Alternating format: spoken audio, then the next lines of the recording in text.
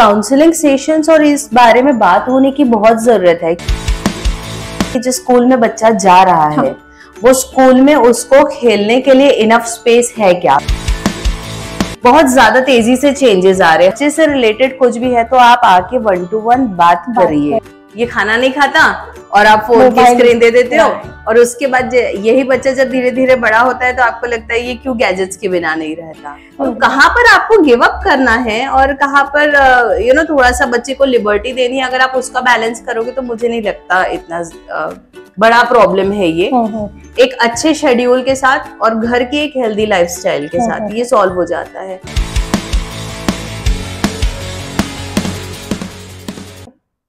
नमस्कार, मैं वसुंधरा। साध्या सोप्या भाषेत इस महाराष्ट्र न्यूज़ के सीरीज के अंडर हमने इससे पहले भी बहुत सारे टॉपिक बहुत ही सिंपल वर्ड्स में डिस्कस किए हुए हैं। आज भी हमने एक ऐसा ही टॉपिक चुना हुआ है जिसके बारे में ज़्यादातर बोला नहीं जाता, लेकिन उसके बारे में पता होना उतना ही ज़रूरी है। आज का हमारा टॉपिक है चाइल्ड साइकोलॉजी और पेरेंटिंग, और इसके बारे में बातचीत करने के लिए आज हमारे साथ स्टूडियो में है मिसेस सपना बर्गे। वेलकम सपना जी, आपका बहुत बहुत स्वागत है महाराष्ट्र न्यूज़ के स्टूडियो में। Thank you. तो ज़्यादातर आजकल ऐसा देखा जाता है कि पेरेंट जो है, मतलब दोनों मम्मा और पापा दोनों वर्किंग रहते हैं, तो दोनों सोचते हैं कि बच्चा जितने जल्दी स्कूल में जाए उतना हम लोगों के लिए अच्छा है। तो प्री स्कूल का कंसेप्ट बहुत ज़्यादा रन होता हुआ दिखाई पड़ रहा है। तो क्या सच में प्री स्कूल भेजना, बच्चों को प्री स्कूल में भेजना इतना ज़रूरी है, और अगर है तो क्यों? देखिए, आप प्री स्कूल हेड से अगर ये क्वेश्चन करेंगे तो obviously answer is yes, but सिर्फ इसलिए नहीं क्योंकि मैं प्री स्कूल हेड हूँ। अब अगर हम नॉर्मल एक हेल्थ ड्रिंक की भी ऐड देखते हैं टीवी पे, तो उसमें क्या आता है कि बच्चों का जो बौद्धिक विकास है वो सबसे ज्यादा कौन सी एज में हो रहा होता है, वो है 2 साल से लेके 6 साल तक के। अब ये तो बहुत ही नॉर्मल बात है कि मैक्सिमम हमारे यहाँ न्यूक्लियर फैमिलीज है, तो जब मम्मी पापा वर्किंग है मैक्सिमम सब लोगों के, तो जो सोशल डेवलपमेंट है बच्चों की, जो एकेडमिक डेवलपमेंट है, और ये जो एक्सेलरेट हो रहा होता है उनका दिमाग इतनी तेजी से, उस वक्त इनपुट क्या जा रहा है वहां, तो वो बहुत ज्यादा जरूरी है। It is a preschool, मतलब it's not even a school. तो स्कूल जाने की जो एक तैयारी है, अब ABCD सबको आती है, लेकिन हम घर पे नहीं करा सकते। क्यों? क्योंकि वो माहौल नहीं होता हमारे पास। तो वो एक प्रॉपर एनवायरनमेंट देने के लिए, उनके दिमाग में करेक्ट इनपुट डालने के लिए, उनकी करेक्ट टाइप की डेवलपमेंट होने के लिए प्री स्कूल बहुत बहुत बहुत ज्यादा जरूरी है। सपना जी, अभी आपने कहा कि प्री स्कूल में भेजना बच्चों को जरूरी है, और उसका रीजन भी आपने बताया, लेकिन फिर अगला सवाल ये आता है कि अगर प्री स्कूल में बच्चे को डालना है तो प्री स्कूल कैसे चूज करें, मतलब कौन कौन से पॉइंट्स पे ध्यान देना चाहिए? ओके, प्री स्कूल सेलेक्ट करते समय 2-3 बहुत इंपॉर्टेंट चीजें होती है। एक तो ये कि जिस स्कूल में बच्चा जा रहा है वो स्कूल में उसको खेलने के लिए इनफ स्पेस है क्या, बिकॉज मैक्सिमम अभी जब हम लोगों के घर वगैरह देखेंगे तो लोग अपार्टमेंट्स में रहते हैं, थोड़े छोटे हो गए हैं एरियाज, राइट। तो जो स्कूल है एटलीस्ट वहां पर बच्चों को ग्राउंड और स्पेस इनफ मिलना चाहिए खेलने के लिए। तो प्ले एरिया, बिकॉज अभी का कंसेप्ट भी पढ़ाई का it's a play way method. So play way method execute करने के लिए स्कूल के पास जगह कंपलसरी होनी चाहिए। नहीं तो एक कमरे का जो प्री स्कूल होता है उसमें बच्चों का वैसा डेवलपमेंट हो नहीं पाता जैसा एक ओपन एरिया में होना चाहिए।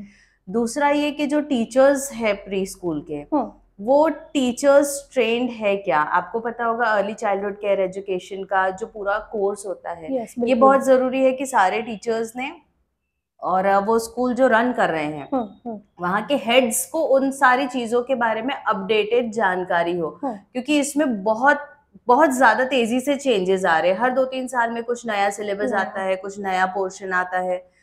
तो अभी जो स्कूल आप जहाँ पे बच्चे को भेज रहे हो वहां पे वो सब कुछ लेटेस्ट है कि नहीं, थीमेटिक अप्रोच है कि नहीं, प्ले वे मेथड है कि नहीं, और टीचर्स कैसे हैं वो बहुत जरूरी है, क्योंकि सारा काम school is all about the teachers. So ये 2 चीजें हैं जो बहुत जरूरी है। मुझे अच्छा लगा ये सुन के कि टीचर ट्रेनिंग होना भी बहुत ज़रूरी है, और आप खुद 15 साल का एक्सपीरियंस इसमें रखती है टीचर ट्रेनिंग में, और अभी सातारा इंग्लिश मीडियम स्कूल में भी आप हेड डेजिग्नेशन पर है, प्री स्कूल हेड है। तो बहुत ही अच्छी इन्फॉर्मेशन आपसे आ रही है मुझे। और एक बात है, मतलब पेरेंट्स जो है, अभी मैंने जैसे कहा कि वर्किंग है, उतना उनके चाइल्ड की तरफ ध्यान नहीं दे पाते, ठीक से। कभी कभी ऐसा सोचा जाता है मतलब कि child is like little adult, लेकिन वैसी बात नहीं है। एडल्ट और चाइल्ड दोनों की साइकोलॉजी में बहुत डिफरेंस है, और ये बात कई पेरेंट्स समझ नहीं पाते। तो मुझे लगता है ये पेरेंट काउंसलिंग होना चाहिए, ये मेरा मतलब व्यू है। क्या आपको भी यही लगता है? मतलब अच्छे पेरेंटिंग के लिए कुछ टिप्स आपके पास है, या फिर ऐसे काउंसलिंग सेशंस होने चाहिए? एक काउंसलिंग सेशंस और इस बारे में बात होने की बहुत ज़रूरत है, क्योंकि नॉर्मली जब पेरेंट्स बच्चों से बात करते हैं या उनको हैंडल करते हैं, तो हैंडल करते समय होता क्या है, 90% उनके दिमाग में क्या आता है कि हम जैसे बड़े हुए हैं वैसे हम बच्चों को बड़ा करें, राइट? लेकिन आपकी और मेरी जनरेशन में और अभी जो बच्चे हैं, इस जनरेशन में बहुत ज्यादा डिफरेंस है। तो अभी आपको पता है कि बच्चे को नॉर्मल सर्दी होती है, खांसी होती है, बुखार होता है, उसमें क्या करना चाहिए, कौन सी दवाइयाँ होती है, ये सब हमें थोड़ा बहुत पता होता है। हम फिर भी डॉक्टर के पास जाते हैं, राइट? डॉक्टर से चर्चा करते हैं, उसको सारे डिटेल्स बताते हैं। तो सेम होता है पेरेंटिंग के भी साथ में, कि आप टीचर्स से, स्कूल काउंसलर से या उन लोगों से बात करो। डॉक्टर के पास आप क्यों लेके जाते हो? क्योंकि उनकी स्टडी है, उसमें उनका अभ्यास जो है वो आपसे बहुत ज्यादा है, तो वो एग्जैक्टली रूट कॉज पे जाते हैं। वो ये नहीं देखेंगे कि बीमारी क्या है, वो ये देखेंगे कि बीमारी क्यों है। तो पेरेंटिंग भी जो उसके सेशंस है या इस पर चर्चा है, वो इसीलिए जरूरी है कि अगर आपका बच्चा एक पर्टिकुलर टाइप से बिहेव कर रहा है, तो ये मत देखो कि वो बिहेव राइट नाउ क्या कर रहा है, उसके पीछे के इंटेंशन तक के अगर आप खुद पहुंच पाने के कैपेबल है तो बहुत अच्छी बात है।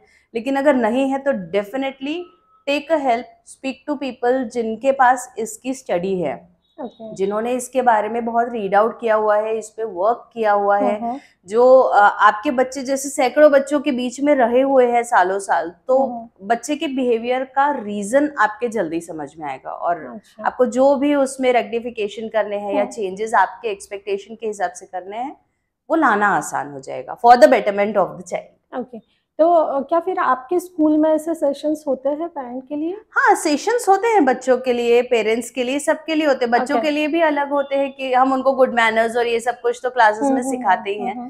पेरेंटिंग के भी कुछ सेशंस होते हैं जिसमें पेरेंट्स और सेशंस मतलब कभी कभी क्या होता है, जब पर्टिकुलर बच्चे के बारे में बात करना है ना, तो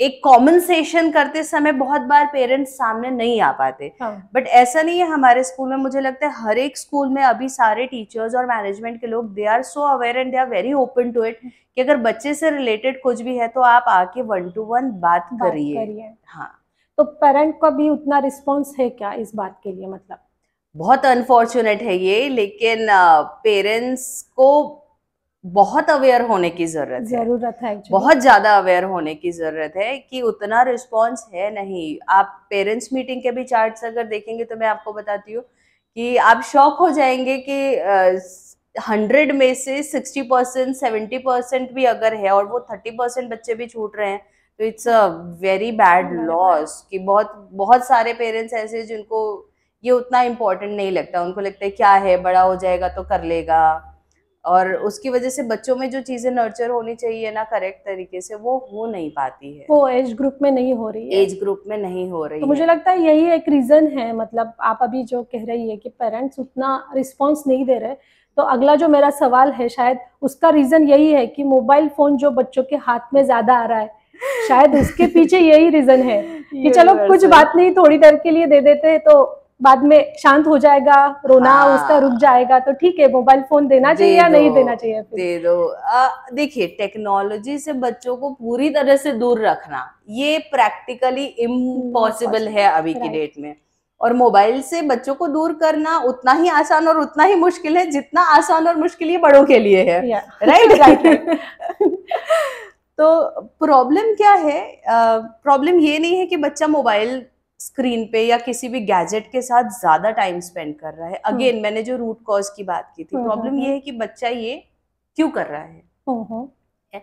अब उसमें आप देखिए कि बच्चे को आपने शेड्यूल क्या दिया हुआ है, राइट? आपका और बच्चे का शेड्यूल, इसका बैलेंस क्या है?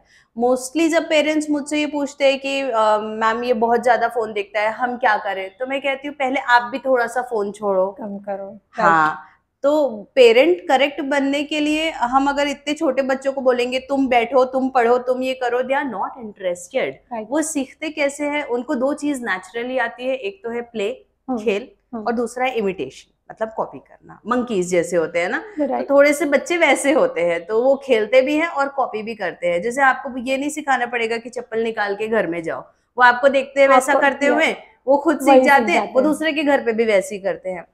ठीक तो है। सेम वही होता है फिनोमिना कि आप बच्चों को एक अच्छा रूटीन दो, उनको पता हो कि इसके बाद अभी मुझे क्या करना है, अभी हम स्कूल से घर आए, हमें खाना खाना है, हमें सोना है। ओके। शुरुआत गलती की वहां से ही होती है जब आप गिव अप कर देते हो। आप क्या करते हो, ये खाना नहीं खाता और आप फोन की मोबाइल। स्क्रीन दे देते हो, राइट। और उसके बाद यही बच्चा जब धीरे धीरे बड़ा होता है तो आपको लगता है ये क्यों गैजेट्स के बिना नहीं रहता, राइट। तो नहीं खाता तो नहीं खाता, जैसे अपने शो का नाम है ना, सादा सोप्या भाषित, नहीं खाना है मत मत खाओ, खाओ, लेकिन मोबाइल फोन नहीं मिलेगा मिलेगा। नहीं। तो ओके। कहाँ पर आपको गिव अप करना है और कहाँ पर थोड़ा सा बच्चे को लिबर्टी देनी है, अगर आप उसका बैलेंस करोगे तो मुझे नहीं लगता इतना बड़ा प्रॉब्लम है ये। एक अच्छे शेड्यूल के साथ और घर की एक हेल्दी लाइफस्टाइल के साथ ये सॉल्व हो जाता है। और स्पेशली मैं बताती हूँ कि it should not be the last thing that your child is doing before sleep. मतलब सोने के पहले फोन देखना बहुत हार्मफुल है, लेकिन आप बाकी सब लोग जो घर पे हैं वो सारे लोग क्या करते हैं, तो बच्चे क्या करेंगे? तो बच्चे सही बात क्या है। करेंगे। आप भी रखिए जरा फोन बाजू में, सोने के पहले मत देखिए, फेसबुक मत देखिए, इंस्टा मत देखिए। और हम सबको पता है कि सोशल मीडिया से कितने ऐसे जो हमें बेनिफिट्स हो रहे हैं और कितने हैं जो हमें लॉसेस हो रहे हैं। सच में। वो छोड़िए, एक किताब रखिए, आप भी कहानी पढ़ रही है, बच्चे को भी कहानी सुनाइए। ऐसे करते करते अब ये भी सबको पता है कि 21 दिन तक के अगर हम कोई चीज रेपिटेडली करते तो उसकी हैबिट हो जाती है। बहुत आसान है, इसको बहुत बड़ा इसका बाऊ बनाने की हमें कोई भी जरूरत नहीं है कि बच्चा फोन नहीं छोड़ता। एक अच्छे रूटीन के साथ हो सकता है। मतलब अगर बच्चों को बदलना है तो सबसे पहले हमें खुद को बदलना पड़ेगा। Display yourself correct. या राइट। तो अपने आप वो रिजल्ट मिल जाएगा जो चाहते हैं हम लोग। 100%। ओके। शुरुआत में आपने कहा कि प्री स्कूल का जो एज ग्रुप है वो 2 to 6 ईयर्स है, राइट? राइट। तो यही एज ग्रुप है जहाँ पे बच्चे जो सीखते हैं वो कभी भूलते नहीं है, ऐसा कहा जाता है, वो माइंड में सेट हो जाता है। तो कौन कौन सी चीजें हैं जो बच्चों को इस एज ग्रुप में ठीक से आनी चाहिए? इसको 2-3 पार्ट्स में डिवाइड करना पड़ेगा, राइट। पहला है फिजिकल डेवलपमेंट। वो सबसे ज्यादा जरूरी है कि 2 साल से 6 साल तक के बीच में आप आइडेंटिफाई करो कि बच्चा आपका फिजिकली करेक्ट डेवलप हो रहा है कि नहीं। मतलब उसके जो 2 स्किल्स होते हैं जनरली बच्चों में, फाइन मोटर स्किल्स और gross motor skill. Fine motor skill जो उनके छोटे मसल के मूवमेंट होते हैं वो, और ग्रॉस जो लार्ज मसल्स के मूवमेंट होते हैं वो। तो पहले हम ग्रॉस देखते हैं हमेशा, फाइन को थोड़ा वक्त भी लगता है। तो फिजिकली बच्चा रन करते समय कहीं बार बार गिर तो नहीं रहा है, ये पहला साइन है। क्योंकि बहुत सारे बच्चों के देखो पैर एक में बहुत बार फंसते, हाँ अटक जाते हैं और वो गिरते हैं। अब वो बॉल कैच करते समय बहुत ज्यादा डर रहा है क्या। तो ऐसी छोटी छोटी चीजें जो आपको देखनी होती है, तो आप उसका फिजिकल डेवलपमेंट पहले ऑब्जर्व करो। या कुछ बहुत ही ज्यादा नीडर होते हैं, इतना भी नीडर होना उनके लिए ही घातक है, हाँ। तो उनको अंदाज ही नहीं लग पाता कि आउटपुट क्या होगा, जो हम कर रहे हैं उसका वो आउटपुट इमेजिन नहीं कर पाते। तो ग्रॉस पर पहले ध्यान देना जरूरी है। दूसरा बहुत इंपॉर्टेंट है कि वो इमोशनली बच्चा कैसा डेवलप हो रहा है। इमोशनली बच्चा कैसा डेवलप हो रहा है ये कैसे पता चलता है, जब आप उसको कहीं स्कूल में छोड़ने जाते हो या बोलते हो कि बेटा मुझे काम है, आप इसके पास रुको जरा 2 मिनट। आप देखो कि आपका बच्चा रिएक्ट कैसा कर रहा है, वो कितना ज्यादा आपसे इमोशनली अटैच है, या वो तुरंत रोने लगता है क्या। अब हम टीचर्स ट्रेनिंग में पढ़ते हैं तो उसमें हमें एक 18-19 टाइप के बच्चों के इमोशन सिखाए जाते हैं, और हर इमोशन का एक रीजन होता है, राइट। और उसको चेंज करना है, अगर मान लो ऐसा इमोशन है जो चेंज करने की जरूरत है, तो उसके लिए क्या कर सकते हैं, उसके सोल्यूशंस भी होते हैं। तो ये सब पेरेंटिंग के सेशन में एक्चुअली पेरेंट्स को भी पता होना चाहिए, जरूरी है। हाँ, दूसरा ये इमोशनल डेवलपमेंट कैसा हो रहा है बच्चे का, वो जरूरी है कि वो स्टेबल हो जाना चाहिए उस समय, कि मम्मा को छोड़ के पापा को छोड़ के एक 3 से 4 घंटे उसको रहते आना चाहिए। तो यही होता है 2 से 6 साल के जो स्कूल का ड्यूरेशन है वो यही होता है। अब तीसरा हो गया एकेडमिक डेवलपमेंट। एकेडमिक डेवलपमेंट में उसका स्किल लेवल आपको पता चलेगा एकेडमिक्स का।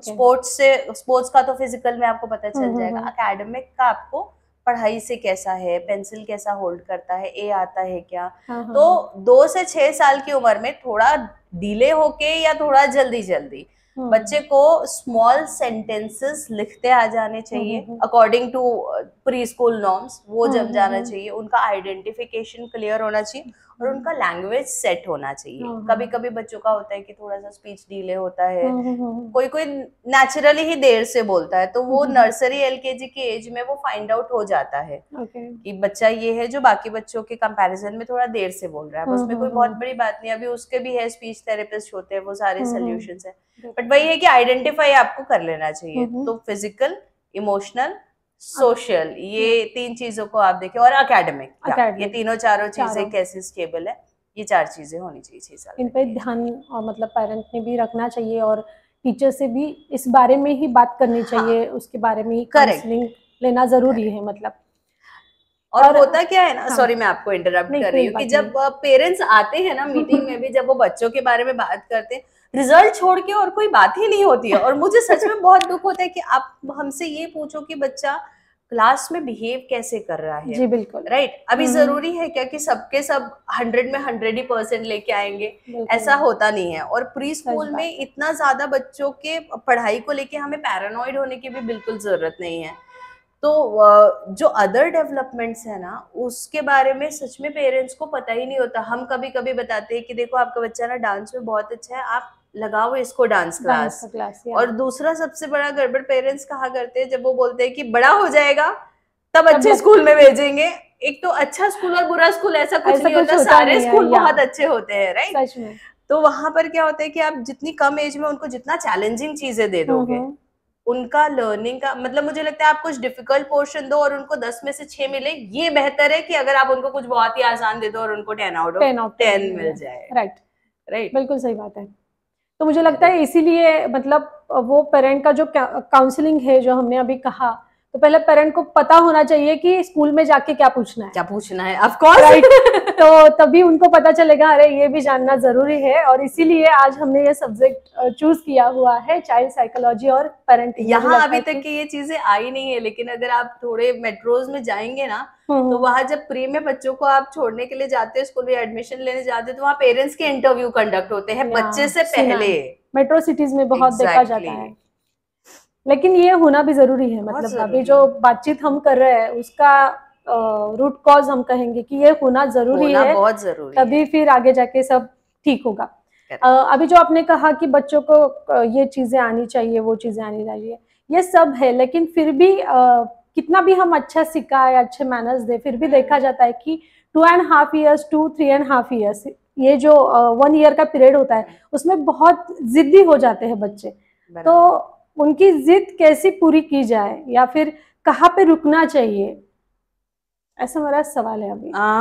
बच्चों को ये चीजें हमें देनी चाहिए, राइट, विदाउट एक्सपेक्टेशन, कि वो बहुत अच्छा करे। आप इसलिए दो कि उनके लिए वो अच्छा, इसलिए मत दो कि मैं 100% आउटपुट लेकर, या वो 100% आउटपुट उसमें लाके दिखाए। और रहा सवाल बच्चे जो बहुत एग्रेसिव हो रहे हैं, ये जैसे थायराइड, बीपी और शुगर एक लाइफस्टाइल एरर है, राइट। बच्चों का हाइपर होना भी मुझे लगता है ये एक लाइफस्टाइल एरर है। Everybody is seeking for attention. तो नॉर्मली जो बच्चों का एग्रेशन है, जितना मेरा इसमें स्टडी है, वो मोस्टली होता है अटेंशन पाने के लिए, पेरेंट्स के अटेंशन को ग्रैब करने के लिए। और दूसरा एक गड़बड़ और होती है इसमें कि एक होती है कॉन्शियस पेरेंटिंग और एक होती है सबकॉन्शियस पेरेंटिंग, राइट। तो पेरेंट्स फिर भी कॉन्शियस पेरेंटिंग अच्छी करते हैं, लेकिन सबकॉन्शियस पेरेंटिंग जो है वो एग्रेशन को लीड करती है। क्योंकि उन्होंने देखा हुआ होता है घर पे कि जोर से बोलने से काम हो जाता है। बच्चे अग्रेशन किस पे दिखाते हैं, मुझे बताइए? माँ पर सबसे ज्यादा। आपने सबसे पहले क्या बोला? माँ पर। क्योंकि वो घर में बाकी सबको देखते हैं कि माँ के साथ ऐसे बात करना चलता है। ये सबकॉन्शियस पेरेंटिंग है, they are learning from others in the family. तो सबकॉन्शियस पेरेंटिंग अगर सही हो जाएगी ना, तो ये 80% इश्यूज आपके सॉल्व हो जाएंगे। तो वो इंसान जो सारा दिन घर में बच्चे को अपने पास रखता है, जब वो बच्चे को सुधार रहे हैं और बाकी के 3 लोग बोल रहे हैं कि अरे तुम्हें क्या पता, मत बोलो, छोड़ दो उसको, जाने दो, तो बच्चे को तो डेफिनेटली यही लगना है कि गुस्सा करेंगे तो काम हो जाएगा। और दूसरा ये मदर्स के साइड से भी होता है कि बहुत ज्यादा अगर आप हर चीज में चालू कर रहे हो, तो उसका डर खत्म हो जाता है। तो उनको फिर कोई फर्क ही नहीं पड़ता। और बच्चों को ये 100% पता होता है कि कहाँ पे जिद करेंगे तो काम हो जाएगा हमारा। हमें लगता है वो बच्चे हैं, बट वो हमसे बहुत ज्यादा स्मार्ट होते हैं। हमें लगता है कि नादान है, लेकिन Exactly, नहीं उनको सब पता होता है, उनका डेवलपमेंट है। आप देखिए, अब अभी हम गैजेट्स और फोन की बात कर रहे थे, बच्चे फोन के बिना नहीं खाते खाना, राइट? ये एकदम जनरल प्रॉब्लम है। यही बच्चे जब स्कूल में होते हैं ना, प्री स्कूल में आते हैं, तो प्ले ग्रुप हमारे यहाँ 2 से 3 साल के बच्चे हैं, 3 से 4, 4 से 5, 5 से 6। ओके, ये 30-30 बच्चे क्लास में, हम फोन देते हैं इन्हें? बिल्कुल नहीं।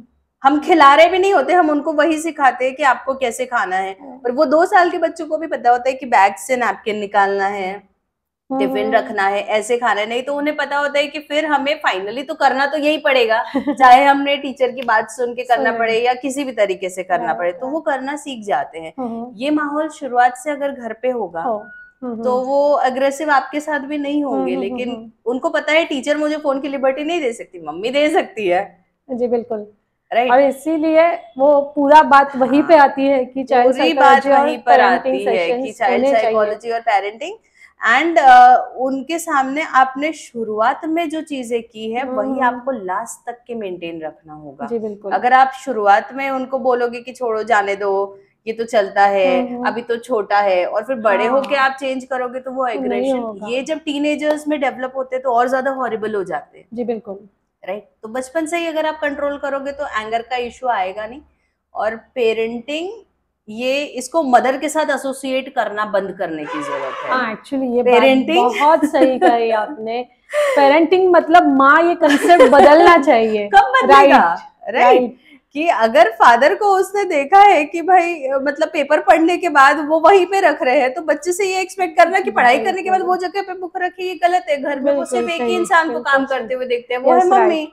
तो ऐसे नहीं है, पेरेंटिंग सबकी जिम्मेदारी है। बट अपने यहाँ वो बहुत गड़बड़ हो जाती है कि यू नो अच्छा किया तो घर का बच्चा है, अगर नहीं सीखा तो मम्मी का बच्चा है, सिखाया। बिल्कुल सही बात आपने कही। तो वो मदर से एसोसिएट ना करें और सब अपनी लैंग्वेज पे ध्यान दें। क्योंकि आप जैसा बच्चे से बात कर रहे हो, बच्चा उसमें कम इंटरेस्टेड होता है, लेकिन आप जो बाकी सबसे बात कर रहे हो, बच्चा उसको सुनता है और ऑब्जर्व करता है। स्कूल में भी हम टीचर्स भी अगर एक दूसरे के क्लास में एंटर करते हैं तो हम अभी सेम लेवल पे काम करते हैं, but we say may I come in and then we go into the class, right? घर में वो ये नहीं देखते। तो जो बैलेंस है ना, बैलेंस, इक्विलिब्रियम, ये लेकर आइए तो ये इश्यूज सॉल्व हो जाएंगे 100%। बहुत ही अच्छा आंसर रहा है। बहुत सारे सवाल मेरे मन में थे, लेकिन एक ही आंसर में आपने सब क्लियर कर दे। और अब आज की बातचीत का लास्ट सवाल मैं पूछने जा रही हूँ कि फूड हैबिट्स क्या होने चाहिए। मतलब आजकल बच्चे तो छोड़िए, लेकिन हमको भी देखेंगे आप, पेरेंट्स भी पिज्जा खाना, क्रेविंग्स बहुत बढ़ गई है हमारी भी। तो बच्चे भी, आपने जैसे कहा कि हमारा ही सीख रहे हैं, तो वो फूड हैबिट्स बच्चों में कैसे डेवलप करने? फूड हैबिट्स नाउ अगेन कि आपके घर पे हर चीज का एक देखो कल्चर होता है, राइट? फूड का भी सबके घर में एक कल्चर होता है। तो बहुत जरूरी है कि आप एक अर्ली एज से बच्चे के कान में ये बात जाने दे, रीजन के साथ, कि आप ये खाओगे तो देखो ये प्रॉब्लम्स होंगे, राइट? जैसे मैं अपने बच्चे का आपको एग्जांपल देती हूँ। बीच में उसका चॉकलेट बहुत ज्यादा हो गया था, अर्ली एज की बात कर रही हूँ, नाउ तो is grown up, but 5-6 years में। तो मैंने एक्चुअली उसको वो पिक्स दिखाए दांतों के खराब, और मैंने बोला आपको ये चाहिए क्या?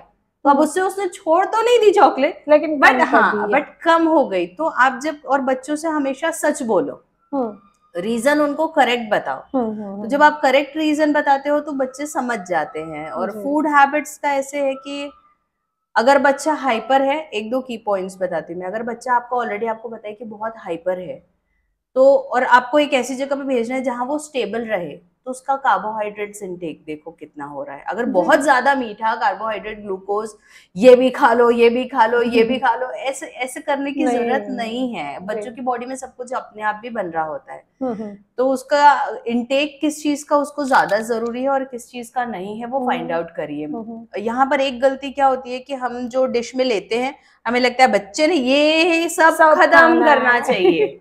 बच्चे की बॉडी को कभी कभी उतनी ज्यादा चीजों की रिक्वायरमेंट होती नहीं है, और फिर भी आपको लगता है तो you better go to a doctor and find out कि बच्चा ये चीजें बहुत ज्यादा क्यों खाता है और ये चीजें क्यों नहीं खाता। नहीं खाता जी, राइट। हम बस ये देखते हैं कि ये खाना नहीं खा रहा, राइट, पर ये नहीं देखते कि क्यों नहीं खा रहा। अगर आप बाहर निकलने के पहले ही बच्चों को एक हेल्दी कुछ नरिशमेंट देकर लेके जाते हो, तो बाहर उनको बाकी चीजें देखकर खाने की क्रेविंग थोड़ी सी कम हो जाती है। अभी जैसे आप फोन से दूर नहीं कर सकते, वैसे आप चॉकलेट्स और जंक से भी पूरा दूर नहीं कर सकते, लेकिन आप ये सिखा सकते हो कि बेटे जंक फूड का डे कौन सा है, संडे है जी। और फिर आप खुद भी मेंटेन करो, ये नहीं जिम जाने की जरूरत नहीं है फिर हमको भी। बच्चों के साथ डाइट हो जाएगा। हाँ, अभी स्कूल में होते हैं ना, फूड चार्ट्स होते ही हैं सारे स्कूलों में, वैसे घरों में भी हमें लगा कर रखने चाहिए, घर में भी लगाने चाहिए, बहुत जरूरी है। आप इन चीजों का छोटे से टाइम टेबल का और फूड चार्ट का आप डिफरेंस देखेंगे ना, तो ये फिनोमिनल होता है बच्चों की पर्सनालिटी पे। आप अपने फ्रिज के ऊपर लगा के रखो, आज ये है, आज मंडे है, आज ये भाजी, ट्यूसडे है ये भाजी, वेडनेसडे है ये वाला वेजिटेबल, इतने बजे हम ये खाएंगे, और रिप्लेस करो। कोल्ड ड्रिंक फ्रिज में रहेगा तो बच्चा पीना चाहेगा, आप उसको सोल कड़ी से, ताक से, लेमन जूस से, घर पे बने हुए इन चीजों से आप उसको रिप्लेसमेंट दो। देखो बच्चों को ये बता दोगे कि ये नहीं करना, और ये नहीं बताओगे कि ये नहीं करना है, तो भाई करना क्या है, करना क्या है जी, बिल्कुल। रिप्लेसमेंट देना चाहिए, रिप्लेसमेंट उनको बहुत जरूरी है, बहुत जरूरी है। और मुझे लगता है इससे माँ का भी प्रॉब्लम सॉल्व हो जाएगा। अगर चाट सामने तो 100%। आज क्या सब्जी बनानी है वो पहले से पता होगा, तो वो हमारा 80% प्रॉब्लम वहीं पे खत्म है। सब्जी का नाम पता नहीं होता हर दिन, तो दोनों बैलेंस हो जाएगा, दोनों बैलेंस हो जाएगा। सपना जी, बहुत अच्छा लगा आपसे बातें करके। मतलब एक्चुअली ये सब्जेक्ट इतना बड़ा है, चाइल्ड साइकोलॉजी और पेरेंटिंग की, मुझे लगता है 1-2 घंटे भी हम बात करेंगे तो भी ये खत्म नहीं होगा। लेकिन ये कुछ ऐसे सवाल है जो बार बार हमें आ रहे थे पेरेंट्स की तरफ से।